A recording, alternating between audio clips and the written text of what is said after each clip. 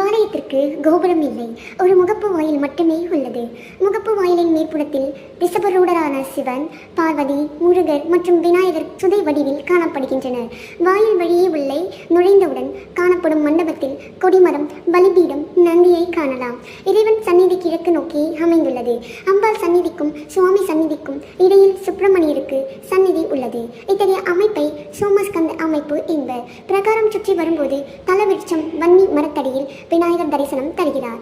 வள்ளி தெய்வானை அருகில் இருக்க முருகர் மயில் மீது அமர்ந்து காட்சி தருகிறார். இத்தலத்தில் கல் சிற்பமாக நடராஜர், சிவகாமி அருகில் மத்தளம் வாசிக்கும் நிலையில் நந்தி தேவர் ஆகியோர் தனி சந்நிதியில் காட்சி கொடுக்கின்றனர். சிற்ப வேலைப்பாடுகள் நிறைந்த இந்த சிலா உருவங்கள் இத்தலத்தின் சிறப்பம்சம்.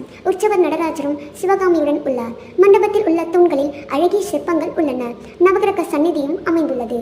சிவனின் தேவார பாடல் பெற்ற 276 சிவாலயங்களில் இதுவும்